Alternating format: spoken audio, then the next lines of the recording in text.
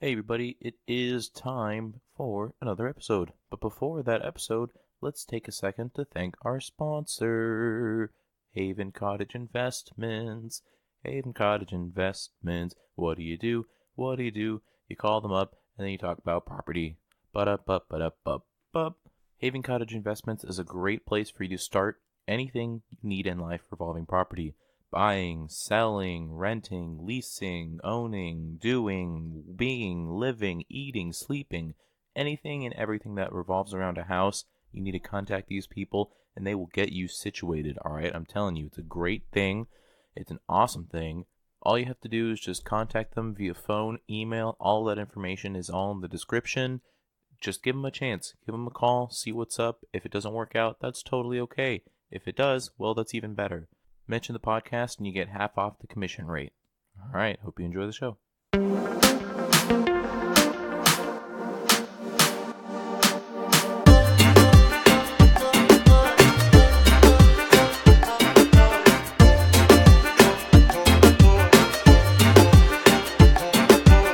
One more podcast. Just hated the ending. No, I didn't hate the ending. It was just like I already. It's okay because it's like, hey, here's a thing. All right, here. Blake, this is a cell phone, and for the next 2 hours, I'm going to tell you this is a cell phone. And now, all of a sudden, this cell phone's going to turn into a bird and fly out the window. That's what happened with the movie. That is such an underrepresentation. That is of an what exact. No, okay, that one plot device, one tool that they use to tell the narrative and to transition the movie. That was that plot device. I think that was poorly I think it was correctly executed, poorly finalized, I guess. I don't know. Again, I'm Birdman and I have superpowers. You know, okay, cool. Well, do you? Maybe it's in your imagination, maybe it's real. Who knows? Oh, or this is balancing scale where in the privacy of his own home, he's like, doing shit and flying thing or making things break and teleportation. Whatever. And then it's like, oh, now he's flying, but in reality he took a taxi cab. So that's great. His imagination is wild, blah blah blah blah blah. But then Emma Stone's looking out the window and like you see in her face where she's like, oh, so he flew away because she looked up and she's recognizing that he has superpowers. That's like literally. So you're taking this as a legit. Yeah, I think that's a great point about this movie is taking things at face value, like taking things as they are, and you're looking at it from a Marvel superhero kind of movie instead of something that's a lot deeper than that. So the fact that he has superpowers and he manages to fly away and break free and become accepting of himself and the world accepting him for what he wants to be. Right. But you are just upset about the fact that the last 30 seconds of this movie, yes, he manages to fly away and become what he's always been, right, which is Birdman. Right. No. Okay. Yes, but no. Because they broke reality. No. Again, because I'm okay with them doing him flying away. I think it was a very bad idea because the realm of Birdman for the entire movie was him by himself internal. It was all internal. It was a connection with the audience and Michael Keaton, and that was it. And that was totally fine with kind of like Kevin Spacey in House of Cards talking to the camera. Okay, sure. Right? Except, okay, well, that's actually a bad comparison because that's fourth Wall-E. Well, not necessarily fourth Wall-E, but I was going to say because in season 5 in Shawshank Redemption when Morgan Freeman is talking to the audience and he's kind of, and so no one. So in like that, so we'll take that for instance. So Morgan Freeman, and then all of a sudden, one of the guards or something says, away. "Well, no." One of the guards says, "Don't listen to Morgan Freeman because he's not telling you the truth," or something like that. Or it's like you think you have this. It's this one-on-one How about thing. Kevin Spacey in The Usual Suspects, his character narrating the whole film. And then at the very end, we find out that that's flashbacky, sure, and it's meant to be interrupted, and it's a story. It's a story because he's not only telling the story to us, it's apparent that he's telling the story to the police. I understand. In this movie, us understanding whether or not he has powers, that's just an us thing. So my gripe is the last 30 seconds of the movie, now Emma Stone understands that he has superpowers. Yeah, now everyone knows. Well, no, not everyone knows. Of course, yeah, that's the idea. Everyone in the audience knows. That's fine. They make the connection of the metaphor, including everybody else in this movie. Everybody in that universe of that movie now knows that this man is not just a superhero that he was on screen for so many years. Right? He is something more. And he's accepting of that, and he's becoming something that he's always wanted to be, but he couldn't because he had Birdman gawking in his ear. Yes, I understand. I get that. That metaphor, the message, okay. I get that, and I understand, and I relate to that. But him flying away, like I said before, him flying away, and then the last 5 seconds is just a pan around the room. Like, okay, if Emma Stone looked around the room. Dad, where are you? Where are you? And that's it. Perfect. Done. End it there. That's okay. But as soon as she looks out the window, looks down because she thought he killed himself, that's keeping it still in that realm of reality, because when the scene before he went to the thing, before he got in the taxi cab, everyone was like, is this for real or is this a movie? Like, that's still like, okay, do they know he has powers? Do they not know? Whatever. But then as soon as she looks up and she's like this sigh of relief of like, oh, my father is now finally able to fly free without having Birdman over him. I think that's stupid because she shouldn't recognize that as a character in this movie. Okay. Weren't you right when when she walked into the room, or a couple seconds before that, you're like, "Oh, so he killed himself." Yes. Right, that wasn't what was designed. That wasn't the plan for. The goal was not for okay, well Riggin then to kill himself, to find death in all of this. Right. He's struggling over these demons, and he's struggling against all odds to be successful. I get that. Okay, so then he has an empty room, and maybe like a bird or something flies into the room. Like The Departed, there's a rat on the... Sure, whatever. A bird comes in, flies, flaps its wings, and then flies out. And so that can be a direct metaphor of him being free and able to fly free. It wasn't Birdman taking a shit in his bathroom when he was taking off the nose. That wasn't the metaphor for that. Sure, the Birdman was done being Birdman, I guess. Was that the metaphor? I don't know. Birdman was taking a shit. I thought he was peeing. Whatever. He was sitting down. Yeah, sure, whatever. Okay. So he was sitting down, he was defeated, and Michael Fassbender. Michael Keaton can successfully be who he wants to be. Mm-hmm. All right. I think we both agree on the message and the overarching theme / metaphor. I just think it could have been executed better. Okay, not better, differently. Because I get it. I understand the point of that. But I just think they could have done it a little differently, where it kept with the same thing. Like, this is a phone, 2 hours later, this is a phone, the last 30 seconds, oh wait, no, this is something else. I think that's what it is. Kind of like for a movie and a half of Star Wars, when Darth Vader is one person, and then after a key piece of information, Darth Vader is now something completely different. Yeah, but it's not trying to be a metaphor, it's just like a character, it's a plot twist, it's a character reveal. If it was like... That sounds about right in this one. No, because it's not revealing anything. It's just saying, oh, by the way, the thing that you thought was a thing is not a thing. The consistency that we had throughout this movie is no longer consistent. So if it was like, okay, if they in the movie, like, they had key points where each person kind of saw the struggle and kind of recognized that he had this Birdman power. So like, I don't know. So like the scene whenever he was breaking shit and blah, blah, blah, blah, blah, going crazy and like destroying his entire room, when Zach Galifianakis walks in, and I don't know how they would do this, but if he recognized that, like, oh, he's fighting with Birdman, and it's not just he's, this crazy guy who's right. who received a horrible review and now he's just going crazy. No one recognizes that he's having this internal struggle. Only at the very end of the movie is when Emma Stone is like, oh, let me look up because he's Birdman. Like, why would she look up? Because he wasn't on the ground. So then she would... walk and try and find him somewhere else. You would. There's no person. Blake, if I was in a room, if I was in a hotel, okay, if I was in a hotel and, whatever, okay, and you go to do something and then, like, I seem all depressed and sad and then I open up the window and jump out, but I fly, you don't know that I can fly. Yeah. Here's where I think you're envisioning Birdman flying around, like, in the distance, and that's what she's looking at. No, he's not even there. She's just looking up. Right, so what if he's right there?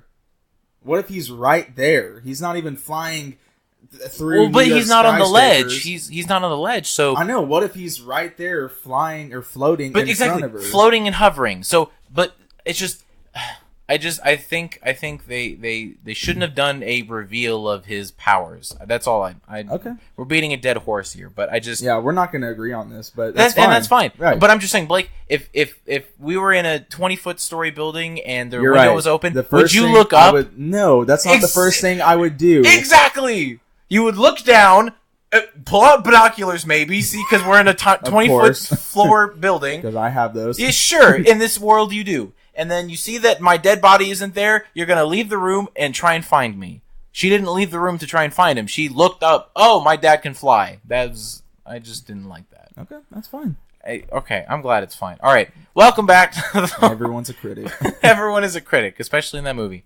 Welcome back to the One More Podcast movie review. I'm here with Blake, if you couldn't tell already, and we are talking about Birdman.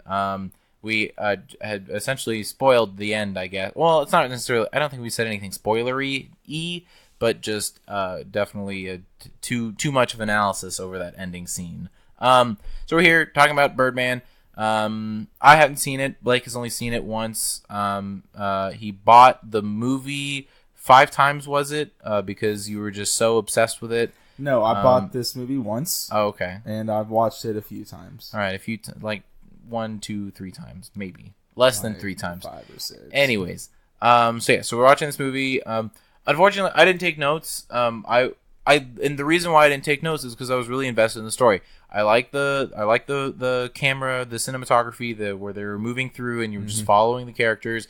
I like the dialogue. It seemed a lot more just kind of regular conversation. Sure, there were some moments where you kind of have this, okay, this is a dramatic scene, blah, blah, blah. We're going to say some fancy dramatic words, whatever. But for the most part, I was following it.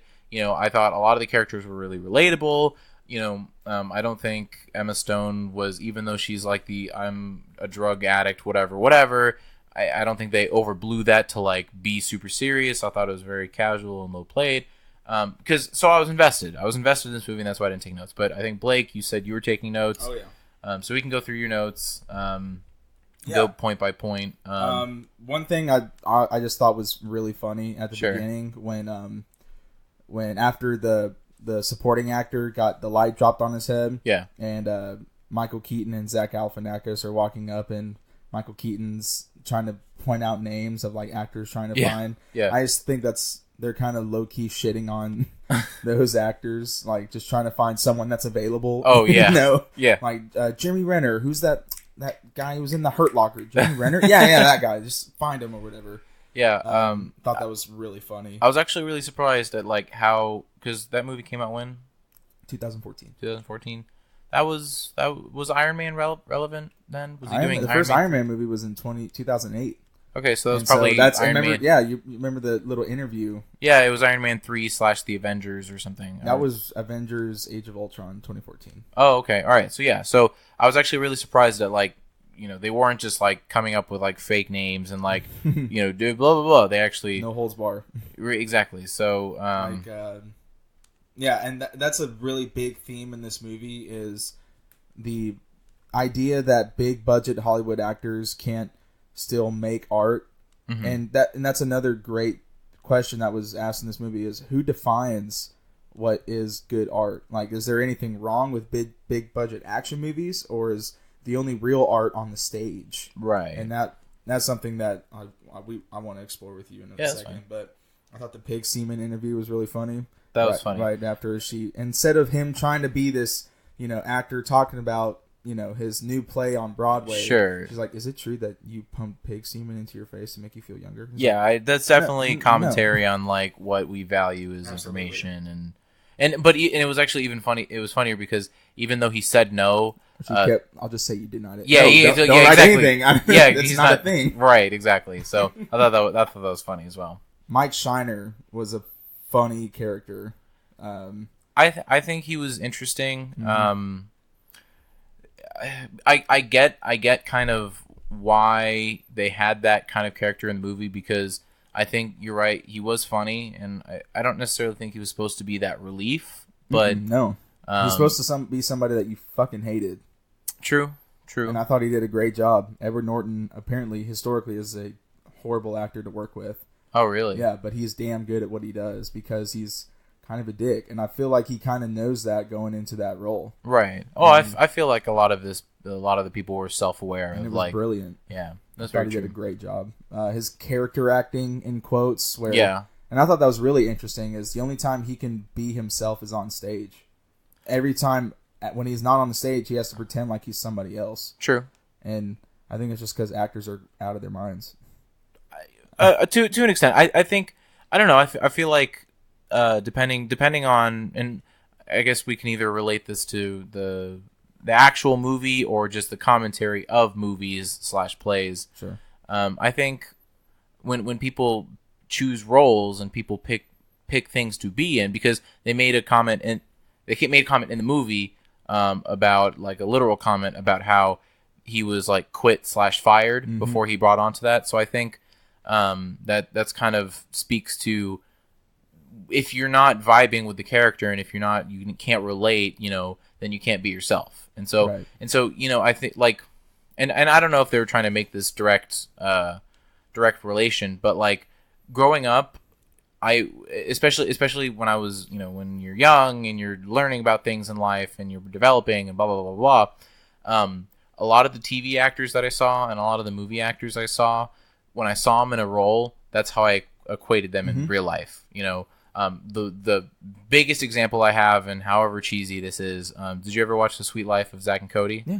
Okay, London Tipton, total mean person. You thought that was her in real life? Exactly. I couldn't, for whatever, and I saw her in some other movie. She was like some high schooler who needed to learn ninja moves or something. I don't remember. Oh my gosh, Wendy Lou Who? Yeah, like yeah, Wendy Lou Who. Wendy Wu, Homecoming Warrior. I don't know. Yeah, Homecoming Warrior. Yeah, sure, whatever. But even then, when she was like a relatively not brat person, I still was like, oh, you're so bad, I hate you. So I don't know. So I guess that an asshole actor you think would be more attracted to these asshole roles, and I think that might have been the kind of commentary that they were saying, where you can only be yourself on stage. So because if you're an asshole in real life, well, you're gonna get crapped on. You're gonna be pretty good. You're gonna be blasted. An asshole and on stage. Exactly. And so, but it's easier so that if you're playing the asshole, then he's just acting. He's just doing his thing, whatever. But no, that's really me. Yeah. And actually, real quick before we move on, I thought it was kind of funny where I don't know how this necessarily relates, but there's I told you about the Orville, right? The TV show, the Seth MacFarlane, Fox with Seth MacFarlane really movie. Funny.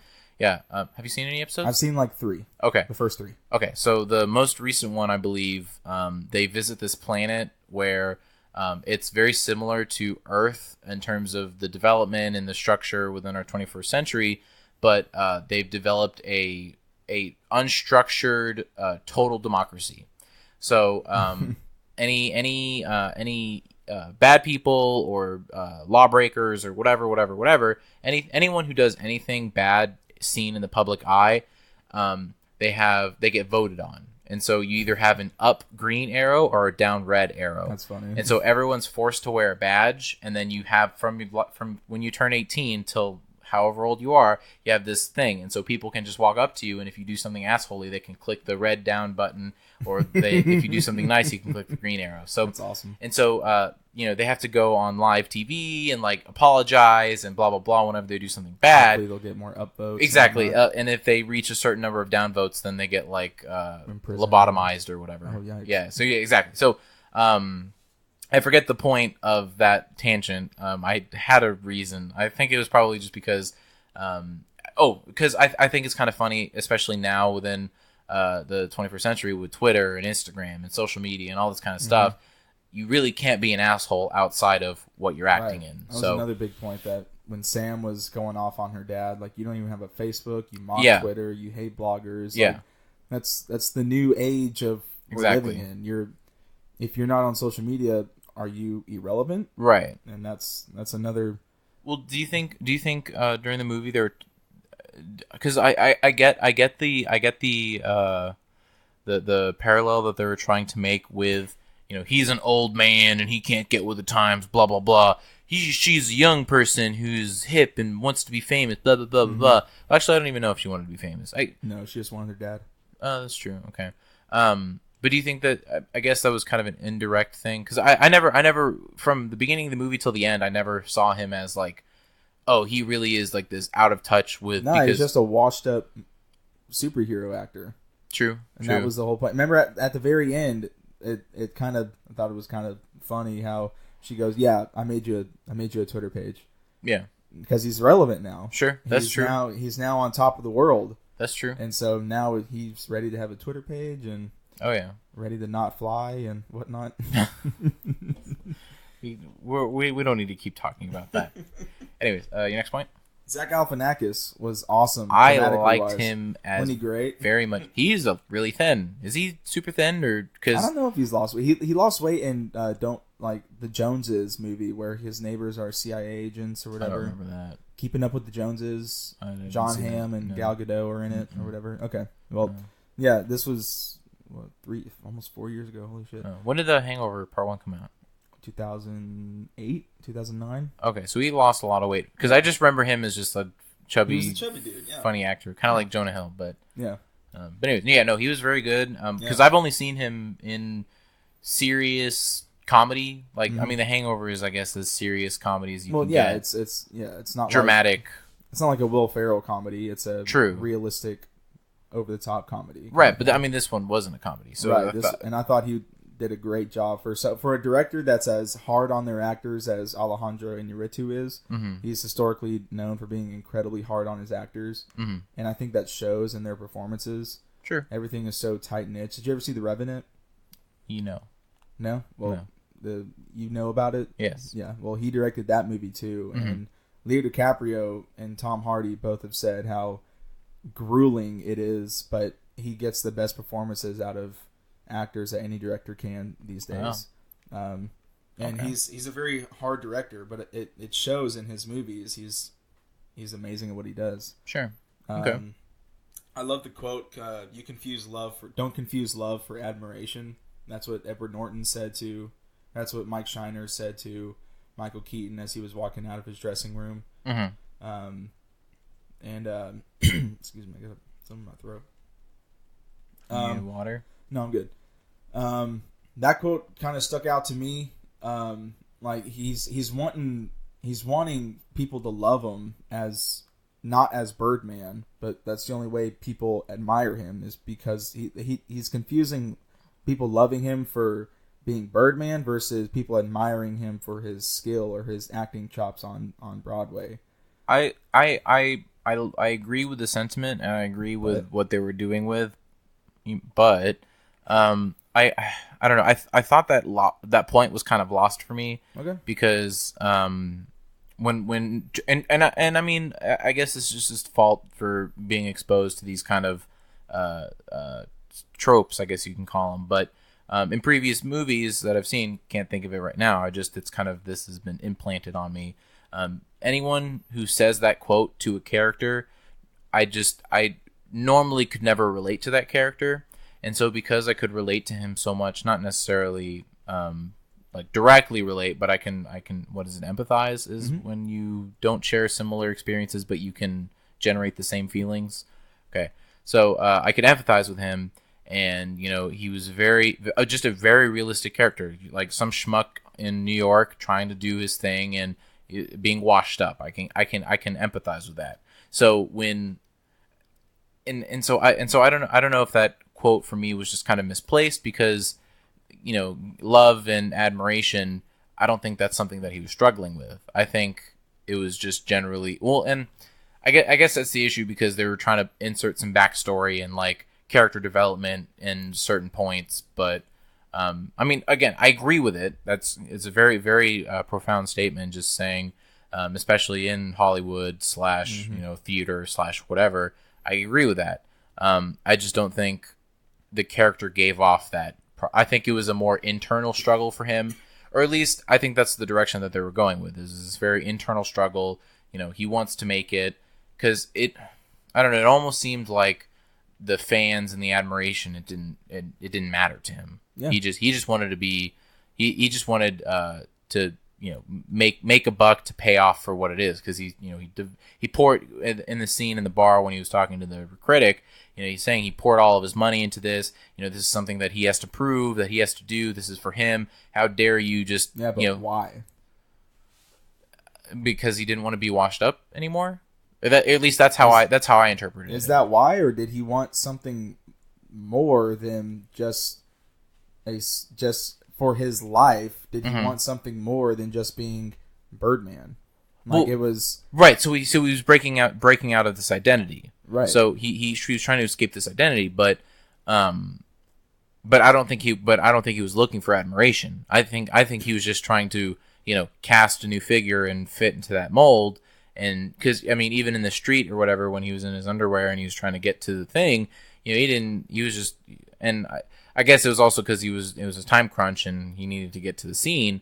But he didn't give a shit about any of those fans. He didn't. He was like just focused on doing this because he needed to prove himself that he could do it. And he came in with his underwear and a wig and prove to himself, or prove I think to so. Everybody else. Well, because the whole movie is getting shit on by everybody, saying you're washed up, you don't belong on this stage. Marlon Brando was on this stage. Who the fuck do you think you are for being on this stage? Was he trying to prove it to himself? Was he trying to prove it to Sam, to his ex-wife, to the critics? Because it wasn't until after the first night, and it was such a big success that Birdman, that he was at peace with himself, and that's when Birdman, he was just like, "Ah, fuck you," and Birdman, I would assume Birdman disappeared. So I don't know. I think, I guess, to prove to himself, he needs to be successful in the eyes of fans. But again, I don't think he gave a shit about the fans. The fans are going to pay him money, so it's that him making money and him getting. If he gave a shit about the fans, he would have done that fourth Birdman film, but he didn't. Exactly. And so I think that was the disconnect for me, at least. But no, very true statement nonetheless. I think a lot of people struggle with that, even just in today's society and just regular, normal, run of the day relationships. I think, just because we don't agree on the same thing and just because we have different opinions doesn't mean I still don't care about you. Sure. It's like just because you don't listen to the same music, just because blah blah blah blah blah, whatever. Or if you're doing something and the person doesn't agree that you're doing this thing, it's prime example in the movie. Just because she didn't like his play or whatever, or what did he do? I don't remember what it was. She didn't like him because he was a Hollywood schmuck. That did, in her mind, crappy Hollywood blockbuster movies, and she doesn't think that that's worthy of being put on a stage. Right, but she still cared for him, though. She still loved him, even though she didn't say it. He said it to her. No, the wife, the ex-wife. Oh. Yeah, I'm sorry. I'm talking about that scene specifically. Which one? Where right before he goes on for the last time? Well, when the lady says, "Don't confuse admiration," when they were. Oh yeah. Oh okay. Yeah. Sorry, I'm still on that point. Sorry, you're like trying to chug ahead, and I'm like, no. Let's, no, I'm not. No, I'm let's not. dive into it deeper. No. So that was really it. Just the wife didn't approve of something that he was doing, and then he thought that she hated him or she didn't love him. Yeah. But that's not true, because I think you very much can love someone and not necessarily. Then I'm with you. Yeah. Okay. All right. Cool. Next point. Do big budget action movies have a place in the Hollywood art form? Yes. Yeah. Move on. I'm just... Okay. No. Well, I mean, or do those actors, like, can they be taken seriously after a role that, like, can you imagine Chris Hemsworth as anything else but Thor? can you imagine Robert Downey Jr. as anything else but Iron Man? Like, it's Michael Keaton, I'm sure, which is why Michael Keaton was such the perfect character for this movie, was because after Batman, he did 2 Batman films. I really can't think of a lot of movies after that, you know, and except for the Christmas where he becomes a snowman movie. I don't know that. That's a thing. Okay, but sure. Anyway, right. I can't think of a movie where he, you know, proved his own as an actor. No, as an artistic force to be reckoned with. I think very much it has a place for it because, I mean, look at what's going on right now. You have these modern art museums where you have, you know, a couple years ago, but my junior year in high school, we went to a modern art museum, and literally there was just a melted pile of tar in the corner, and that was art. That's art? That's art. Okay. Because I thought it was kind of funny when, now fast forward to the scene where, you know, how dare you label me? You label all the things. What is this flower? Or I don't even think it's a flower. What is this? Don't label, blah, blah, blah. I think it was very condescending and, you know, almost proving him right that what the lady was saying, because art is very subjective. It's very, you know, interpretive. And I think Birdman has excellently made it so being an open-ended interpretive movie. But art is art. And so if people are willing to pay for it, I guess that's what defines art. Is that what defines art, though? Is somebody paying for a pile of garbage in an art museum and somebody calling it art, or is it something deeper than that? Something that resonates deeper. Well, who says it wouldn't resonate with that person? Exactly. So and that's what the point he was making to the critic was he holds up this flower and it's like, label this. What is this? What is this? Mm-hmm. It's not because one person thinks that something is art doesn't mean that somebody else won't think it's right. You know, crap. Right. And so I think, and I thought that was kind of funny, you know, and I'm sure they did it on purpose where, you know, this lady not even willing to see the movie, not even willing to see the play, but just because he has this past, she's not going to give him time of day. And I think that's wrong. I very much, I would love to. And I think the reason why Chris Hemsworth or any of those other actors don't do anything else is, one, it pays the bills for what they're doing. Sure. Two, I think they're at a time in their life where they're okay with doing that.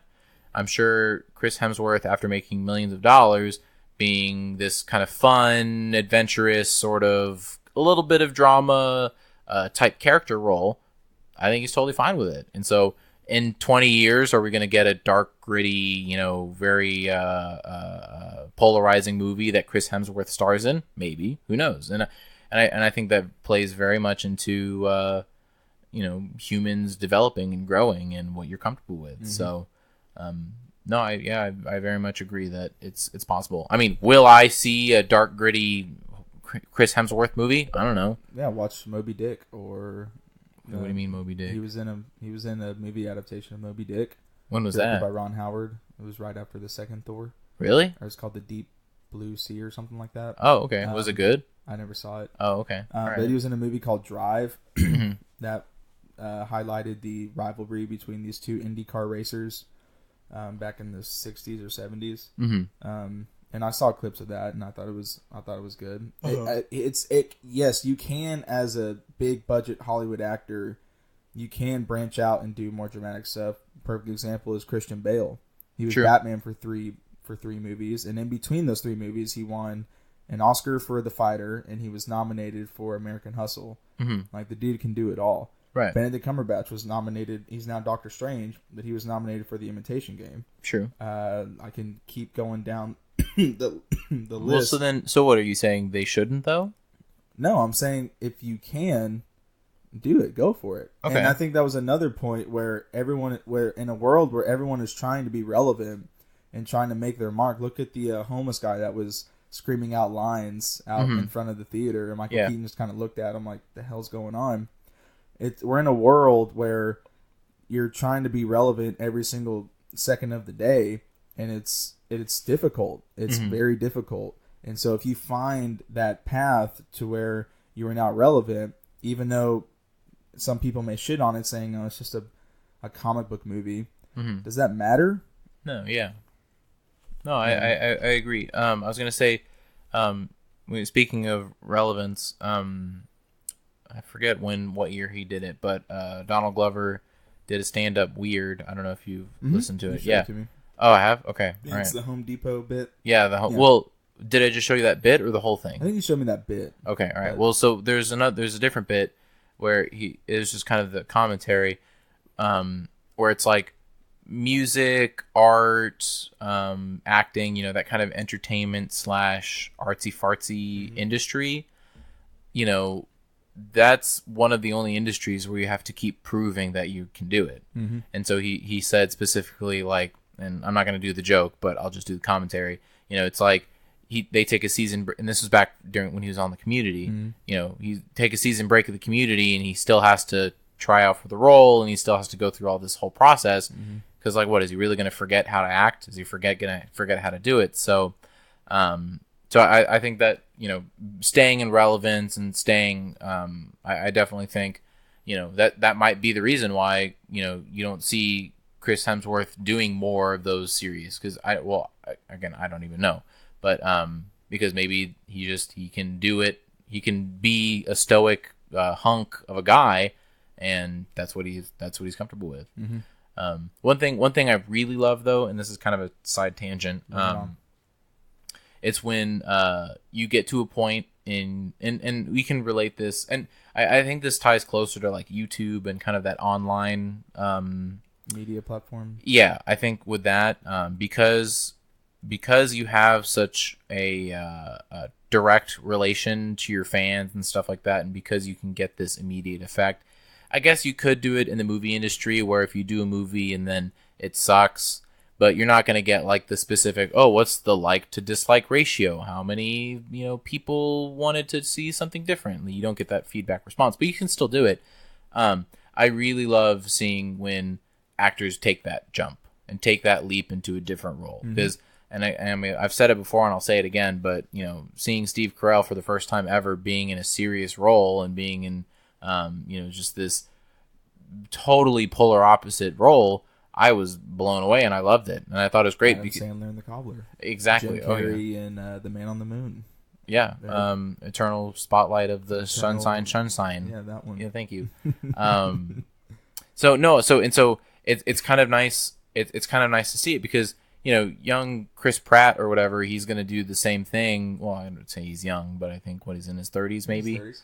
So still young, relatively young in the Hollywood game. He's going to do what's going to get him paid and stuff like that. But if he takes, half a year to film The Revenant or something like that, if it was a bust, can he take that chance? Mm-hmm. And so it just kind of warms my heart when I see people take those chances, and makes me gag when it sucks and it fails. And actually, honestly, I don't think I've ever really seen an actor that I liked before. Because, and sure, you kind of have a bias, but I don't think I've ever seen an actor that I liked before do a totally different thing, and I'm just like, ew, go back. Ew. And I know that there are people out there. What was your experience? Charlie Hunnam. He was dramatic, and he was in this TV show, Sons of Anarchy. Oh, yeah. Who's character? Charlie Hunnam, Jax. Oh, yeah. Yeah. I love Jax. And, right. He was great in that show. Then he tried to branch out and do this movie about King Arthur movie? No, but I was going to get to that one. Okay. The the World of Z or something like that, where he's this English cartographer and he's trying to find the lost city of Z, which is like this big gold. Okay. Regardless, it was a big dramatic acting movie, completely flopped. Really? Right, because everyone wanted to see Jax Teller. Yeah. And he kind of got screwed. True. He's not a bad actor. We saw that in King Arthur. I thought he was great in King Arthur. I thought it was, it's a cheesy action movie, but what do that's what you want. True. That's what you're buying a ticket for. For at least for me, I wasn't expecting to see an Oscar-winning performance with Charlie Hunnam in a movie called King Arthur. But do you think he could ever deliver? Absolutely. Okay, you think so? Yeah, in his first season of Sons of Anarchy, the whole cast was nominated or won the Emmy for all-star cast or whatever for a group of cast or whatever. They won the Emmy for best group casting or whatever. Sure. Okay. And I mean, it wasn't the reason why Steve Carell left The Office was he didn't want to be pigeonholed as Michael Scott. I don't know if that's the exact reason, but I can imagine that Sure. would be the reason, because the role right after that he did was Foxcatcher. I don't know that. It's he got nominated for his first Academy Award for that, and it's a okay. movie about this wrestler that wants to go to the Olympics, and there's this, Steve Carell plays a corrupt guy that wants to train him and do whatever to satisfy his own wish. He's a millionaire that wants to satisfy his own dream of being an Olympic athlete. Oh, okay. And then he did The Big Short, which he was phenomenal Fantastic. in. He's going to be doing another one with Bryan Cranston. Yeah, what was that movie called? I really want to see it. I don't remember. Something. But I want to say it's like blank blank American something. Yeah, something like that. But I'm looking forward to seeing him in that. I'm trying to think. Leo DiCaprio, when he was younger, he was the teen. Sure. He did Romeo and Juliet, and he was the teen pop star, or he was. No, because he did What's Eating Gilbert Gottfried or Gottfried. Eating Gilbert Grape. Yeah, right. I just think Gottfried. No one. That wasn't. He was the teen heartthrob. True. Still, but then he played a retarded kid. no. But before he played that before Romeo and Juliet. Oh, okay, that was before. And Okay. then he becomes this big heartthrob. Then he does Titanic, and he's this big, teen or 20-year-old hunk that everyone wants to date. And then he starts doing Martin Scorsese films. True. And then he starts doing what's it called, The Aviator. And then he goes into his first Oscar nomination for Revolutionary Road or Blood Diamond, The Departed. Right. He started getting huge and proving that he's one of the best actors working today. Sure, of course. You can break out of that typecasting. It's difficult. Jim Carrey did it, and it was difficult. You'll see in the Netflix documentary about him whenever it comes out, how difficult it is to break out of a role that you've been in for years. And I think that was Michael Keaton brilliantly in this whole movie. One note, and then we can move on to the next thing. But I think it's really funny because on my Twitter account I follow pretty much all of the Office cast, just like the actors and actresses, and like seriously, I think for John Krasinski and what is his name? Who's Dwight Schrute? I forget his name. Rainn Wilson. Rainn Wilson, yeah. So John Krasinski, Rainn Wilson, and then BJ Novak. Anytime they tweet about anything, you're going to get a handful of people just doing Office jokes and Office memes throughout. That must be horrible. Well, no, okay. To an extent, maybe, but and I love John Krasinski. I really hate saying this, but I haven't seen him in 48 Hours, but I really want to see him do that. Hours. Or sorry, 13 hours. 48 Hours is a TV show? Yeah. All right, well then I would love it. to see 13 Hours next because I heard he did a really, really solid job there. He got me choked up the last part of the movie. Good. But anyways, but he did it because after my whole binge of like watching The Office a million times and trying to find him in other work and blah blah blah, but whatever. There was an interview and he straight up said, he was like, "Look, I broke into the acting game as Jim from The Office, and the fans and the people who just grew to love the character, and I was able to facilitate that. So if for the rest of my life I'm known as Jim from The Office, I'm okay with that. Sure. I'll do other movies and I'll do everything like that. But I don't think he said specifically this, but if he's like, if Susie grows up and knows me 10 years from now as Jim, I'm okay with that. Sure. I'd love that. And so I don't know about Rainn and BJ and all those other people, how far they're willing to put up with The Office, but I don't know. He seemed okay with it. And it's actually, I forget the guy's name, but the guy who plays Kevin Malone, I mean, The Office like saved him. It's pretty. Yeah. I think he did an interview or there was some article where he said like The Office brought him back from nothing. So, but yeah. Anyways, always got to incorporate some kind of Office talk. Of course you do. Always. Let's see. What does this movie say about? Oh no, I already said that. Let's see. At the end of the day, like, what was? And I don't know. I love this movie just for the whole metaphor about Hollywood culture in itself, like how people.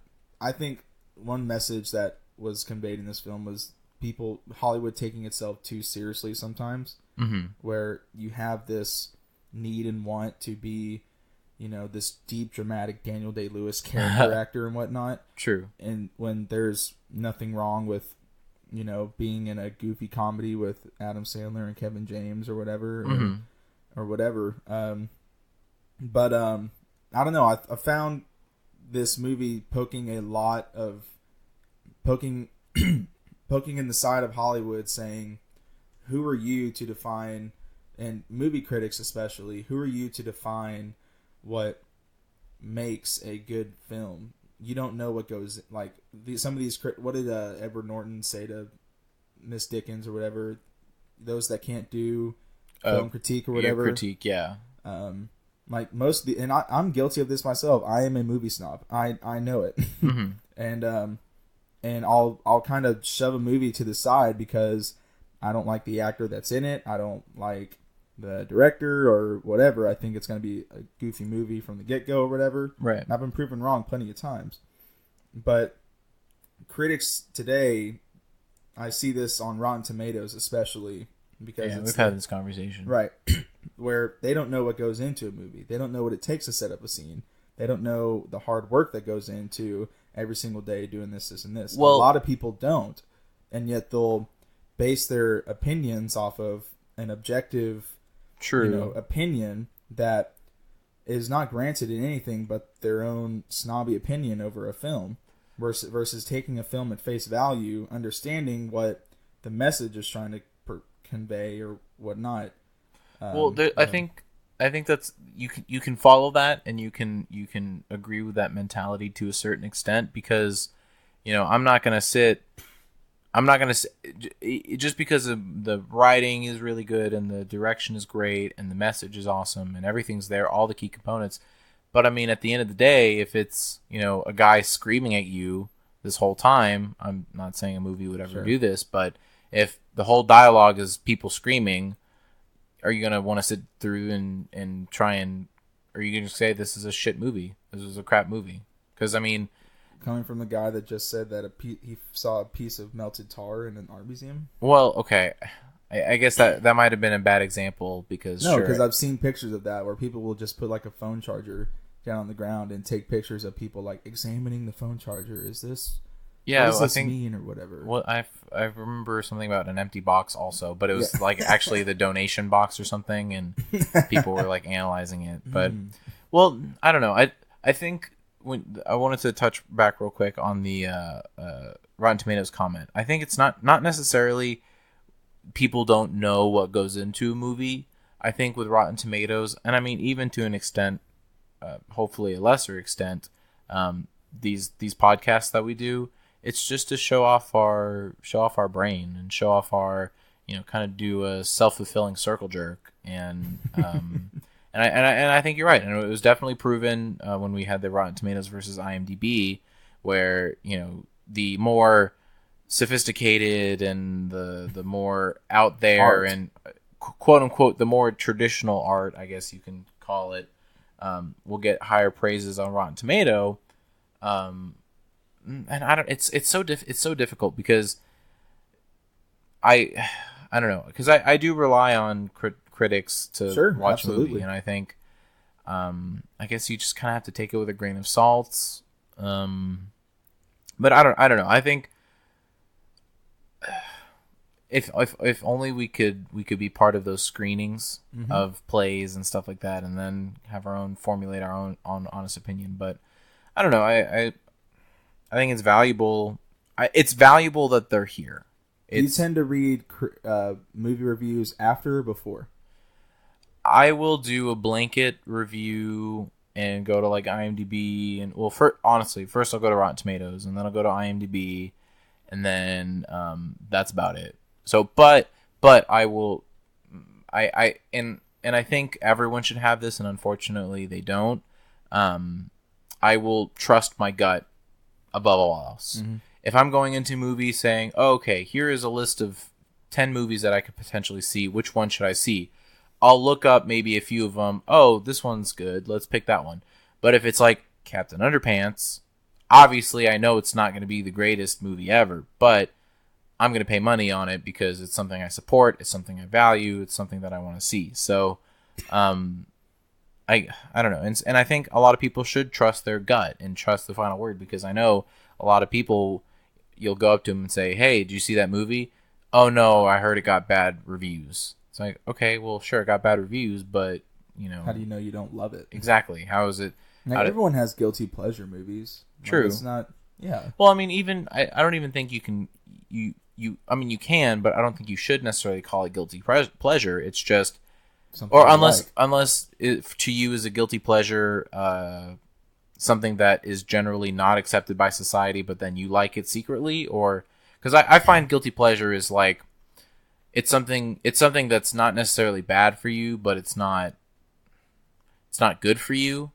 So, because I would say The Office is my guilty pleasure. And it's not you wouldn't feel guilty about like telling people like, oh yeah, by the way, I kind of like The Office. You wouldn't get scrutiny for liking The Office. Okay. If I were to say I love The Room by whatever his name is, yeah, people would be like, oh, haha, like really funny, like, yeah. Oh, you love, like, I get it, you're being ironic, and I'll be like, no, I actually love, like, right. I genuinely feel for that movie. People would look at me like I'm fucking insane. Well, so you base guilty pleasures based off of popular opinion then? Yeah, because that's what if a it's guilty like pleasure is like okay. anything like you like if I loved a Lady Gaga song and around my friends I would never say that I like this said Lady Gaga song. That is my guilty pleasure. I mean, could you consider like eating ice cream your guilty pleasure? No, because it's not good for you, but it's not 100% bad for you. Society, like whenever you say, "Yeah, I had some ice cream and it was really good," people would be like, "The hell's wrong with you?" I mean, if you go into like a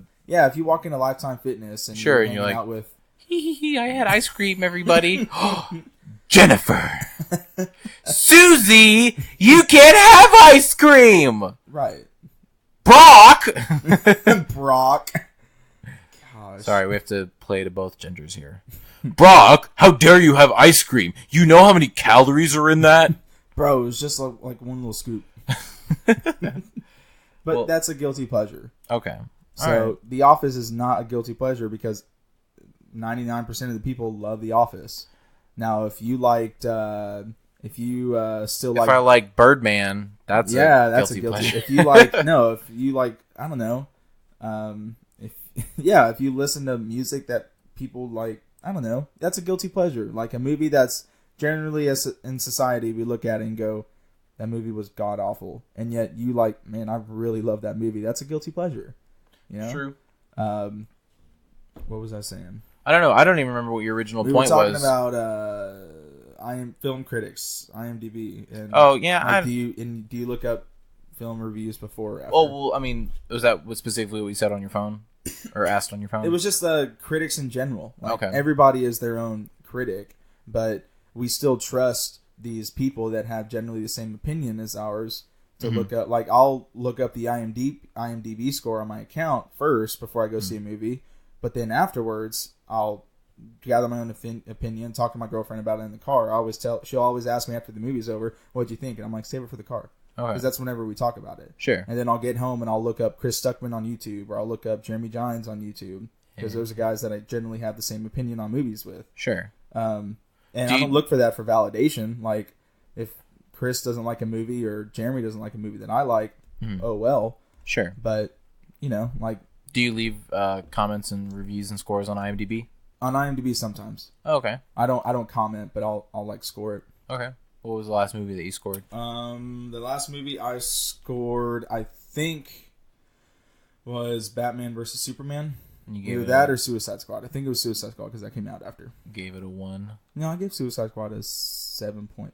Really? Mm-hmm. Why? Because as a fun action movie about the baddies of the DC universe, I thought the story was messy as hell, and sure, the Scarlet or whatever her name is, the witch, should never have lost that battle ever. But we kind of touched on this in the Captain Underpants movie. Am I going in looking for the next Dark Knight? No. Of course not. Okay. But am I going in looking for something fun to watch with my little brother or my girlfriend and or geek out over Batman and seeing Deadshot people. And Harley Quinn and the Joker again? Yeah. It was true. I liked it. True. It's not the Dark Knight. It's not Captain America: Civil War.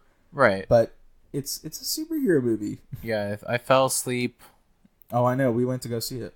Yeah, I know. It was you, me, Zach, Your buddy, Jasmine, and the buddy that you that we did the YouTube video with. Oh, Chris, Cole? or Cole, yeah. Not Chris. Golly, you're offensive. Yeah, Cole. And okay. Cole, who's correct me if I'm wrong, who actually reads like the comics or whatever. Sort of. He did not like the movie at all, but he even said, "Yeah, it was fun." Yeah, it was fun. He's don't get me wrong, it's a bad movie, but it's fun. Right. He's a very holistic look at it. But yeah, I think the only parts I remember, I think, are honestly just from the trailers. That's the only. Real quick, before we jump back into it, or closing remarks about Birdman. What do you think about really big actors or relatively small actors who have done solid work, have done 3 or 4 movies that are just amazing? You know they can act, you know they can do all this. They're amazing, awesome. Specifically, the person I have in mind is like Will Smith. So, The Pursuit of Happiness. Whatever. What is it? Not Last of Me. What is it? Left for Me. Thank you. Sorry, I have no idea where I was going with that one. Concussion. Honestly, I liked Hitchcock. I know that was kind of a divisive movie. Oh yeah. No, Hancock. Hancock. My bad. Hitchcock. Whatever. Hancock. Sorry. I like the movie too. So obviously we know he's a good actor. Mm-hmm. He's cool. He's fun. You love the person. You love the actor. But then he does like a crap movie like Suicide Squad. Do you give him a pass? Is it just like... Well, I think Will Smith is one of those guys that set himself among the top of the top, and I don't give him a pass because I know he was the best. Him and Margot Robbie were the only two basically redeeming factors of that movie. True. They were the best. Okay, so they shined. Ones. Right. And you can see that when you have top actors that go into a relatively, a big budget, low quality action movie, you know that they stand out. Look at Robert Downey Jr. Like, That's no true. matter when he's on screen, no matter how many Avengers are with him, my eyes are glued to Robert Downey Jr. because I'm waiting for him to be Robert Downey Jr. That's true. Well, but so then I guess if Will Smith was a poor example, but and I can't think off the top of my head right now that actors take Benedict Cumberbatch. Oh, okay. He did Doctor Strange? He you didn't like that? No, I did. Oh, okay. But okay, I get what you're saying. So you're so like find a movie that they fucked up, and it was either okay, and it sucks that this is the only thing that can come to mind. But like Kevin Spacey when he did 9 Lives, and he was in this really dumb cat movie, whatever it is. That's a cash cow, and you can kind of tell. I get it. Do your thing, but don't expect us to like it. Well, does that lower your perception of this actor, or you just because I get it, right? It's kind of like going out to I don't know. It's kind of like going out to when you were younger. You would go over to a friend's house because they had the coolest video games. Yeah, you're there to play the game and whatever. And I get it. That's what an actor's doing. All right, he's so jumping into something that whatever, but he's getting a payday for it. So pretty much, Will Smith is a good example because Wild West, he's gone down. Don't watch it. Or George Clooney, Batman and Robin, another great example. All right, we all know why he was doing it. Jerry Bruckheimer, or the director, or I forgot what the director. Maybe it was Jerry Bruckheimer, but whatever. He even stated like, "Oh well, like this movie was kind of made to sell toys." Okay. Like and I get it, It kind of hit me home because it was Batman. True. But, I get it. Okay. It's Hollywood. I understand the climate. Okay, so definitely you wouldn't let that persuade Will Smith was in a horrible movie. I'm never going to watch this Will Smith movie. Have you ever had that experience with any actor? / actress? I got tired of Kevin James. Yeah, I'm not tired of him yet. After Pixels. I haven't seen Pixels. I like Pixels. I could not stand Kevin James. It's like Grown-Ups, but with video games, right? And I thought it was funny at times because it's Adam Sandler doing Adam Sandler shtick, and Josh Gad or whatever. I think he's funny whenever he shouts and freaks out. I think it's really funny. But Kevin James plays the president in that movie. Really? And it just pissed me off. That's amazing. Like, it was just like he even had a scene where he was just doing that goofy big Kevin dance, or Kevin James dance as the president. And I was like, that's awesome. This kind of I have movie. to see like this I movie loved now. him in Hitch. That's Hitch one of was the a- funniest Yep. performances I've ever seen. Yep. Because he's so awkward and funny. Yep. But as soon as he starts doing the Kevin James shtick, that lost me. I agree. Trying to think anybody else. I can't really. Honestly, I'll give actors passes on bad Yeah. movies, and then I'll just kind of forget about them. Let's see. I'm trying to think of my favorite actors. Tom Hanks. I haven't seen him do anything horrible. Mm-hmm. Tom Hardy still hasn't done a bad thing in my eyes. God dang. Daniel Day-Lewis, nope. All right, so I guess your only favorite actors are good actors. They're not gonna pick a crap no, fest. I have yeah. All right, that's fine. No, that's fine. I was just genuinely curious. Or what's his name? Who plays Michael Caine? He did this low budget comedy with Alan Arkin and Morgan Freeman where they were old dudes robbing a bank. Mm-hmm. I still love Michael Caine and I True. still love Alan Arkin and Morgan Freeman. True. And like True, I said, true. I get it. I get why they do those roles. Of course. You know, Well, I it is think what it is. I think you get to that point in age where you do a simple movie and it's not that much work, and you maybe have a month or two of shooting, and then Right. you get paid a big fat check because I'm you're getting- yeah. Michael Caine. Right. I am getting tired of Matthew McConaughey in fucking commercials though. Like Yeah. he used to be one of my favorite actors after Dallas Buyers Club, True Detective. That dude was on top of the Wolf world. of He Wall was- Street was good. Yeah, he was good in that too. And that was all in like a year span. Yep. And then he started doing these goddamn Lincoln commercials and he started doing Time Warner Energy, GXU Energy or whatever, where he's on the radio going, you know what I'm doing right now? I'm sitting next to a simmering bowl of hot chili. You know what I'm not worried about right now? My energy bill. And I was Wow, like, "Oh, okay. Damn it. Actually, it was kind of speaking of commercials. John Krasinski, I've hadn't noticed until like I've listened to the commercial a few times. E-Trade. Yeah, he's the E-Trade, and I think Yeah. he did one other one. But I don't know. I kind of like it because it's not like I'm John Krasinski. It's like he's just doing a voice role. He's doing that. But when you have big stars doing commercials, they're gonna point out that Right. they're big stars. But I kind of feel that way more about musicians than I do about actors. What do you mean? Musicians doing things that you can kind of tell aren't artistically what they wanted to do, but it was going to make them money. Oh, true. And Well, because- I have a bigger problem with that than actors. Well, because I think that can be left for a different conversation. But to totally summarize it poorly with one sentence, I think with making an album and doing stuff like that, it takes more time, more energy, Right. more money. I'm not talking about an album. Oh. I'm talking about like Just like commercial stuff. sending out a single that took a couple of weeks in the booth to do.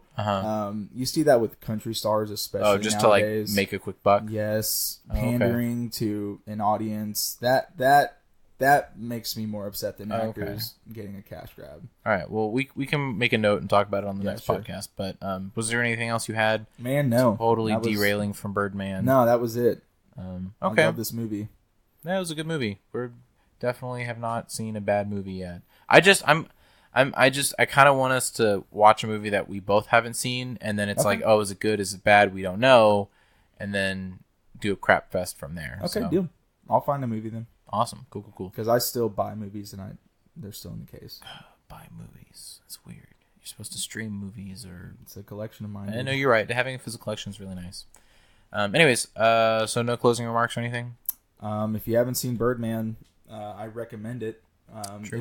It's an artsy film, and I think that, I didn't really get and I guess, and sorry to interrupt, I understand where people could say, "Ooh, it's an artsy film," but I wasn't honestly that really confused. I sure Right, you you're did. not- You gave me a quick synopsis, and that definitely helped. But I don't think they left it up to your imagination a lot. I think they definitely kind of following the camera movements of just kind of going from point A to point B, and there weren't that like drastic cuts. One thing I really appreciated, I could tell where a few of the cuts were, and how it transitioned. I thought it was Him very go day to beautiful. night or whatever. Exactly. I'm really glad they didn't do any fade to blacks. I'm so glad that they didn't do that. And so with the transitions going from night to day, just even doing a time lapse or something like that, whatever it is, perfect. I'm so glad they didn't do any fade to blacks. But I thought that was one of my favorite parts of the movie was the no cut style of it. I thought that was genius. And I bet it was so incredibly difficult for those actors. Oh, you have to do a whole scene over and over again. You missed your spot once. And and that I think is impressive as hell. Oh yeah, I very much agree. But artsiness, yeah. In terms of artsy, I guess the musical score kind of. I love that. Right. Okay, go ahead. Okay, so I've shown you the regular TV shows and stuff like that, and where the guy plays the drums to it along with it. Right. It totally vibed with me. I thought the quickness and the rapid percussion parts and the cymbals and the ta ta ta ta ta like that part accentuated the conversation. Obviously, it wasn't playing perfectly in time, so it didn't sound like they were doing a sing-songy thing. But the beat and the mood, it kept up, and it was the same. And when things got heavy and the more, okay, I'm getting pissed off, in comes the percussion even harder. It was super well done. I very much loved it. Glad you liked it. I figured you would like that one. Yeah. And that was also another thing about keeping it internal, where we saw the drummers and everyone else is like, why is there a drummer here or whatever? And I also, God, I'm just saying all this stuff now because you reminded me. Whenever they were playing the music, and then just some random guy, when he was walking in after the taxi, he's like, stop the music, and the music stopped. Yeah. I thought there were a lot of cool, just low-key, kind of, not necessarily fourth wall breaking things, but definitely this was a very much non-traditional Hollywood movie. Right, and that's what I mean by artsy. Alejandro definitely took a step, and he set out to make something that was going to be impactful, whether or not it was or not. Sure. I think because it won Best Picture, it definitely resonated with most Oscar voters, if not all of them. True. But in terms of artsy, I mean, not everything is as clear cut in your face, right? And you have to. It makes you think in terms of regular old movies that you'll watch and there's the twist. Oh, no way, kind of thing. You know? Definitely, and I'll have to show you this picture later, but kind of on the spectrum of movies, you have kind of your median, your just regular, good story, good acting, it has a thing, whatever, and then on the right. And don't take this the wrong way, but you have the super shallow action, blow them up, blah, blah, blah, blah, blah, blah, blah, whatever. It totally walks you through the entire story. Sure. Nothing surprises you.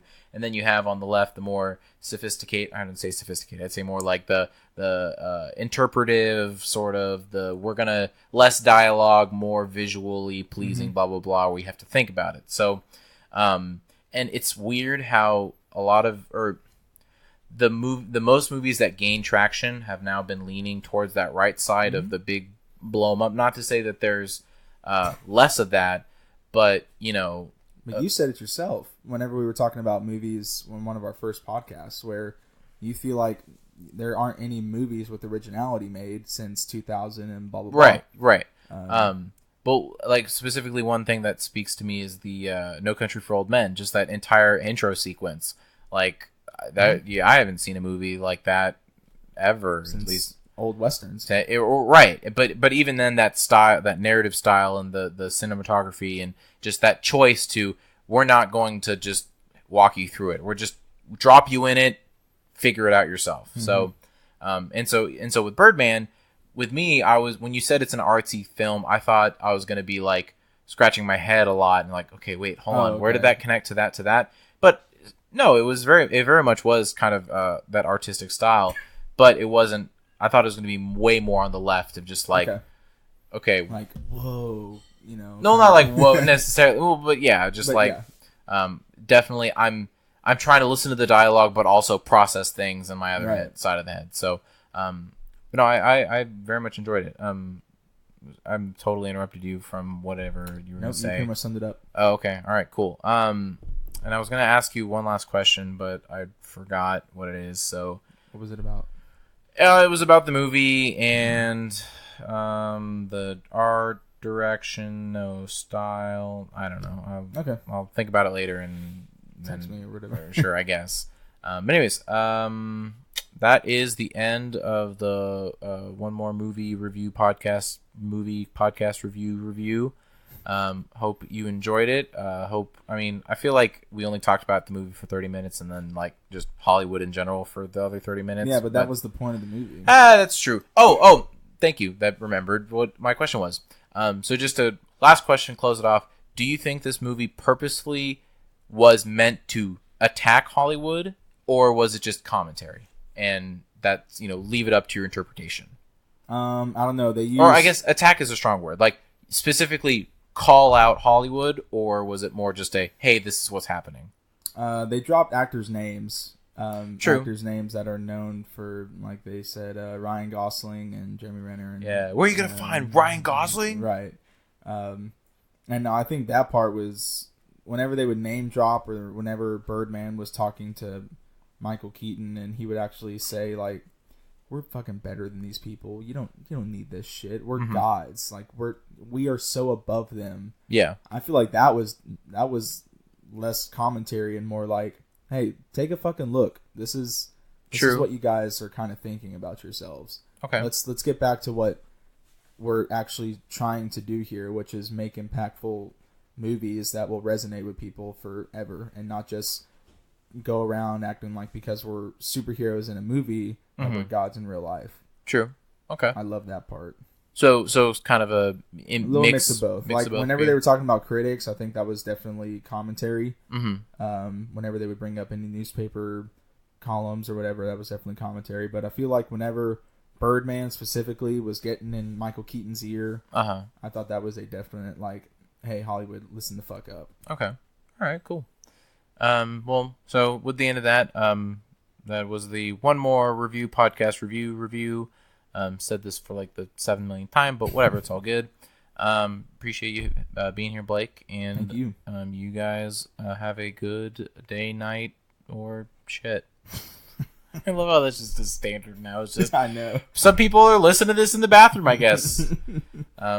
Or have a good shower, I guess. I don't know. Yeah, some people listen in the shower. Have a good day at work. Or work, true. Or if you've been just trying to listen to the smooth voices of us while you're going to sleep, that works as well. Sure. I don't know. Anyways, peace out, everybody.